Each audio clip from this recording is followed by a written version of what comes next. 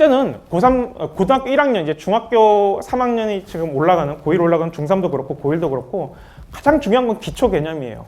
이 기초 개념이란 것은 단순하게 쉬운 개념을 얘기하는 게 아니에요. 쉬운 개념을 기초 개념이 아니라 그냥 반드시 알아야 되면 다 기초 개념이에요. 시험에 나오고 자주 나오고 학생들이 여기서 문제를 많이 틀려서 반드시 알아야 된다면 그게 기초 개념입니다. 몇 가지 사례가 있는데 뭐 최근에는 이게 개정을 작년에 한번 크게 했어요. 작년에 크게 하면서 제가 중점을 둔 게 수능도 조금씩 어려워지다 보니까 기초 개념이라고 불리는 것들이 조금씩 바뀌어요. 옛날에는 뭐 자음군 단순화라는 개념을 전혀 몰라도 됐어요. 이런 게 시험에도 안 나오고 알 필요도 없고 너무 지나치게 심화 개념이라서 안 배우는 게 적절했는데 지금은 시험에 그냥 자주 나와요. 올해 수능에도 나왔고 3년 전 수능부터 계속 나오고 있어서 고3이 되어서 굉장히 심화된 개념으로 여겨졌지만 우리가 반드시 알아야 되는 개념이라면 기초 개념이고 그래서 책을 개정하면서 그런 개념들을 다 속속들이 넣었습니다. 우리가 가장 많이 익숙하게 아는 개념 중에 하나는 이런 게 있을 거예요. 시점에 대해서 우리 다 배웠을 거예요. 소설에 대해서. 가장 일반적으로 중학생들 혹은 고등학생들한테 물으면 시점이 뭐냐 그러면 1인칭 주인공 관찰자 시점이 있고 3인칭 전지적 작가, 3인칭 관찰자 시점이 있습니다. 이렇게 답을 해요. 이제 그게 딱 중학교 2, 3학년까지 배우는 수준이고요. 고등학교 오면은 선택적 시점이라는 걸 하나 더 배워요. 아는지 이건 뭐 책에 열심히 설명해서 여기서 설명이 좀 어렵긴 한데 이것만 갖고 끝난 게 아니라 선택적 시점이 있고 시점 개념을 명확하게 이해하고 시험을 풀 수 있을 정도로 깊게 알면은 이런 질문에 답을 할 수 있어야 돼요. 1인칭 전지적 시점이랑 가능한가? 가능해요? 교과서에서 배운 적은 한 번도 없을 거예요. 1인칭 전지적 시점 가능해요? 불가능할까요? 가능해요. 그렇죠? 내가 1인칭인데 신이에요, 신. 그렇죠? 남의 마음을 다 알 수 있고 이 세상의 모든 일을 다 알 수 있으면 그 1인칭 전지적이에요. 그렇죠? 혹은 어떤 이 시대에 있었던 소설이에요. 내가 지나가다 어떤 물건을 주었는데 그 물건을 통해서 사람 마음을 다 읽을 수 있고 이 세상의 모든 일을 다 알 수 있으면 그게 1인칭 전지적 시점이에요. 그렇죠? 놀랍고 이상한 얘기일 수 있지만 이 개념을 처음 만든 사람이 미국에서 한 100년 전쯤에 만들었는데 그 사람이 만든 게 이상하게 한국에 들어올 때 왜곡되어서 들어왔고 그거를 이상하게 또 참고서에서 옛날에 그걸 쓴 사람들이 계속 이렇게 막 내려오고 있어요. 그래서 단순하게 1인칭 주인공 관찰자, 3인칭 전지적 뭐 관찰자 이렇게만 되어 있는데 실제로 우리가 알고 있는 기초 개념이라는 걸 그렇게 알고 있으면은 시험장에 가보면 완전히 다른 개념이 나와서 문제를 틀리기 쉽습니다. 그래서 이 기초 개념을 아는 게 중요하고 두 번째는 어휘력인데요.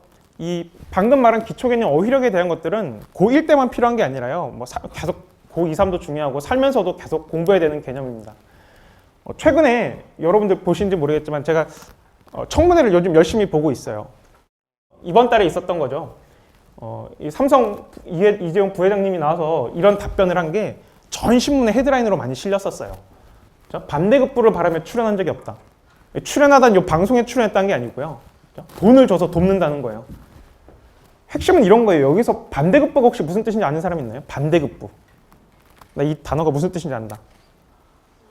아무나 손들고 이거는 상품을 줄지도 모르겠어요. 반대급부. 이게 이재용 회장님이 너무 대단해서 이 단어를 알고 쓰는 게 아니라요. 그렇죠? 수능에도 이런 단어가 나와요.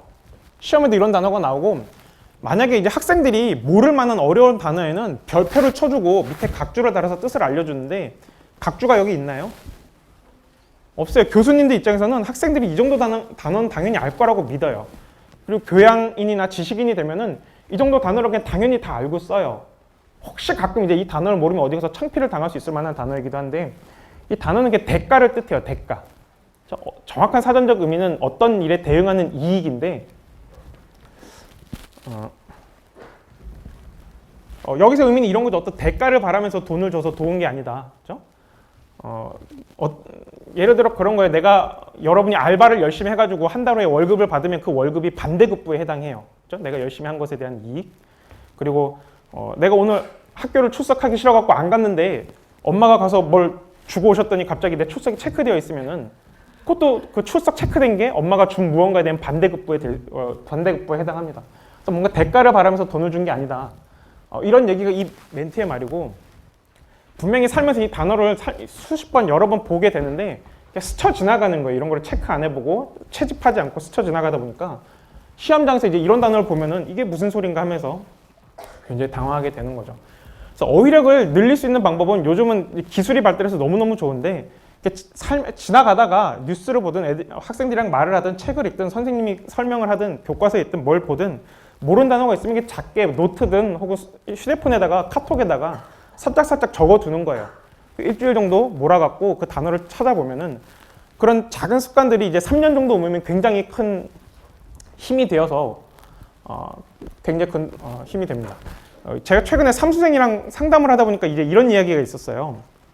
정말 심각한 이야기였는데 올해 수능에 그런 얘기가 나왔어요. 할아버지가 유산으로 정미소를 남겼는데 아들을 건너뛰고 손자한테 줬어요.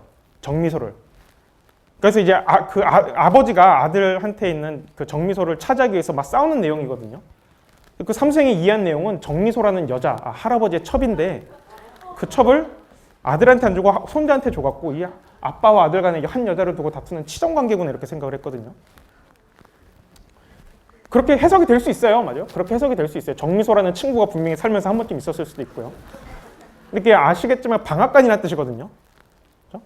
아주 사소한 어휘지만 이런 걸 모르면 완전히 해석이 달라지고 이렇게 어려운 걸 읽는 게 힘든 게 아니라 누구나 다 상식적으로 이해하는 거를 나 혼자 이상한 방향으로 해석할 수 있습니다. 그리고 아까 신진 선생님께서 독서에 대해서 중요성을 많이 강조해 주셨는데 실제로 중요해요. 독서가 중요하고 독서 활동에 적기 위해서도 중요한데 그러면 이제 이런 문제가 생기는 거예요. 어떤 책을 읽어야 되는가? 책을 읽으려고 그러는데 사실 만화책을 저도 더 좋아하고요. 심심할 때마다 나루토를 수십 번씩 더 읽는데 어떤 책을 수능을 위해서 읽을까? 이런 책을 읽어야 돼요. 제가 되게 열심히 밀고 추천한 책인데 컴퓨터 과학에 관한 여러분이 쓰는 알고리즘에 대한 책이에요. 어떻게 검색 엔진이 검색을 하고 어떻게 인공지능이 패턴 인식을 하는가에 대한 건데 이게 9가지 알고리즘인데 지금까지 5개가 수능에 나왔어요. 시험에 나오고. 앞으로 남은 4개가 수능에 나올까요? 나올 거예요. 언제 나올지 몰라서 그렇지. 언제 나올지 몰라서 나올 거예요. 근데 이게 가장 최근에 나온 시험이에요. 이게 가장 최근에 나온 시험인데 물론 시험이라는 게 이런 책을 안 읽어도 이해할 수 있게 나오긴 하는데 그게 굉장히 어렵고 힘들어요. 기본적인 어떤 이런 지식이 있으면 너무나도 쉽고 빠르게 읽을 수 있는데 그냥 읽기엔 너무나도 난이도가 높고 힘들어서 기왕 우리가 어차피 독서를 해야 된다면 학생부에 적기도 좋고 또 마침 읽었는데 이게 수능에도 도움이 된다면 가장 그게 좋겠죠. 그런 책을 읽는 게. 그래서 이런 책들은 제가 블로그에도 그렇고 차차 소개해 나가려고 해요. 이 책은 정말 멋진 책이고 꼭 한번 아마 도서관에 없으면 학교 도서관에 신청하면 신청해 줄 거예요. 이거를 쭉 읽어보고 이런 게 시험이 수능에 나오는 수준이라는 게 사실 이게 그렇게 쉬운 책은 아닌데 수능에 이 정도 수준으로 나오는 거나 하고 훈련도 할 수 있는 책입니다.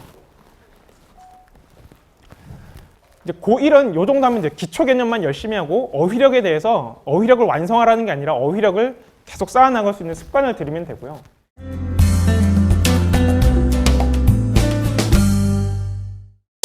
색신사건